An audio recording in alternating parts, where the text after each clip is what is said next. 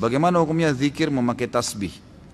Tasbih ini hadisnya sebenarnya yang membolehkan itu kembali kepada riwayat Tirmidzi yang khilaf ulama tentang kesahihannya. Umumnya ulama ada yang mendhaifkan riwayat ini. Umumnya ulama mendhaifkan riwayat ini tentang waktu Nabi SAW menuju ke masjid, kemudian menemui Ummu Salamah yang sedang berzikir sambil menghitung batu, gitu kan? Setelah itu Nabi SAW pulang dari masjid menemui Ummu Salamah masih memakai batu, subhanallah, alhamdulillah, sambil hitung dengan batu. Kata Nabi SAW, wahai Ummu Salamah, apakah kau kerjakan ini dari tadi? Dari sebelum saya pergi kamu zikir dengan cara ini? Dia bilang iya.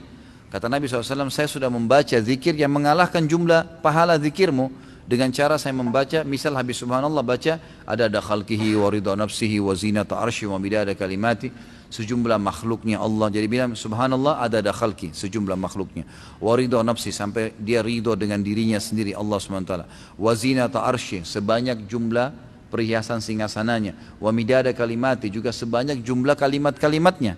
Maka itu mengalahkan. Ulama yang mendhaifkan hadis ini mengatakan ini hadis yang menyebutkan tentang adanya hitungan dengan benda, bukan dengan tangan, gitu kan? Maka mereka mendhaifkan ini, mereka melemahkan, dan dengan melemahkan hadis ini, kalau hadis lemah itu tidak terlalu lemah, bukan karena ada pendusta, dan tidak bertolak belakang dengan hadis sahih, hukumnya boleh dipakai dalam fadail amal, dalam amal-amal sunnah ya.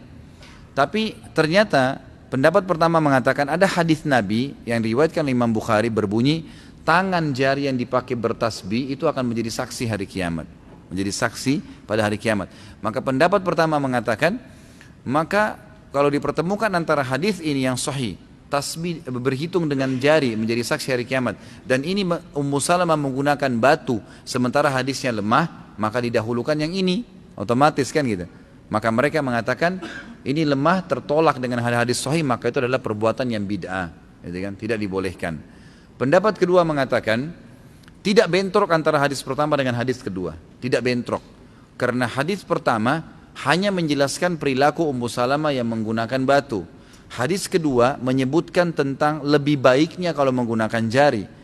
Kalau dilihat ini tidak ada bentrok menurut pendapat ulama yang kedua, maka lebih afdal menggunakan jari, tapi tidak disalahkan kalau menggunakan tasbih, seperti itu. Nah ini saya sudah berikan kepada anda tentang masalah khilaf ulama. Itu dilihat kondisional.